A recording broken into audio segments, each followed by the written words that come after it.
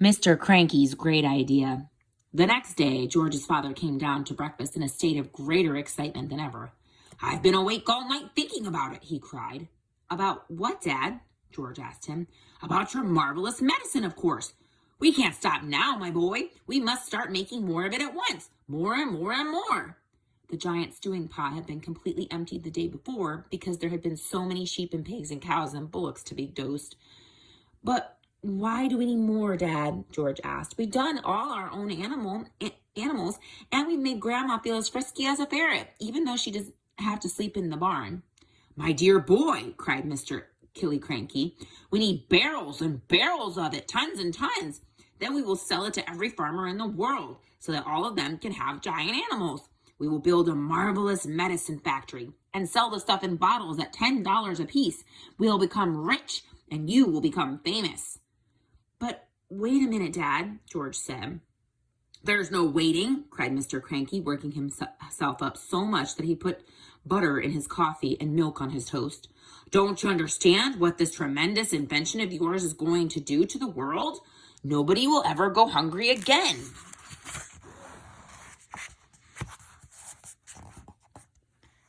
"Why won't they?" asked George. "Because one giant cow will give 50 buckets of milk a day," cried Mr. Kranky, waving his arms. "One giant chicken will make 100 fried chicken dinners, and one giant pig will give you 1,000 pork chops. It's tremendous, my dear boy. It's fantastic. It'll change the world." "But wait a minute, Dad," George said again. "Don't keep saying wait a minute," shouted Mr. Kranky. "There isn't a minute to wait. We must get cracking at once." "Do calm down, my dear," Miss Kranky said from the other end of the table, "and stop putting marmalade on your cornflakes." "The heck with my cornflakes," cried Mr. Kranky, leaping up from his chair. "Come on, George. Let's get going. And the first thing we'll do is make one more stew pot as a tester." "But, Dad," said little George, "the trouble is—" "There won't be any trouble, my boy," cried Mr. Kranky. "How can there possibly be any trouble? All that you've got to do is put the same stuff into the pot as you did yesterday, and while you're doing it, I'll write down each and every item. That's how we'll get the magic recipe." "But, Dad," George said, "please listen to me." "Why don't you listen to him?" Miss Kranky said. "The boy is trying to tell you something."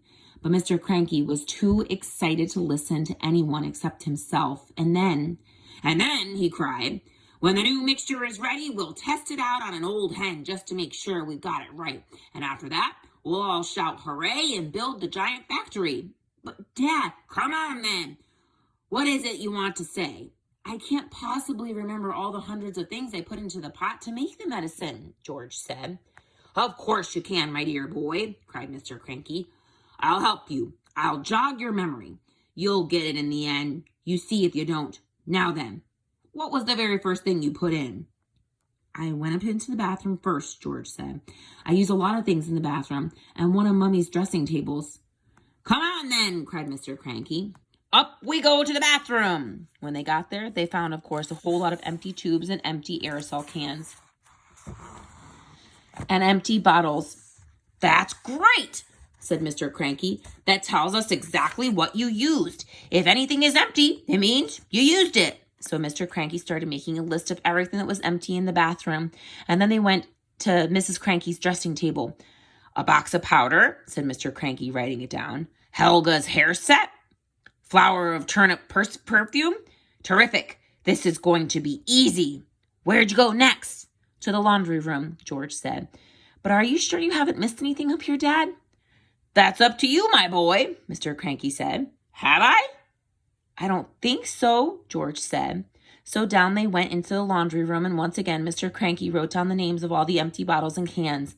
"My goodness, what a mass of stuff you've used," he cried.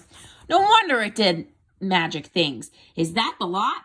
"No, Dad, it's not," George said, and he led his father out to the shed where the animal medicines were kept and showed him the 5 big empty bottles on the shelf.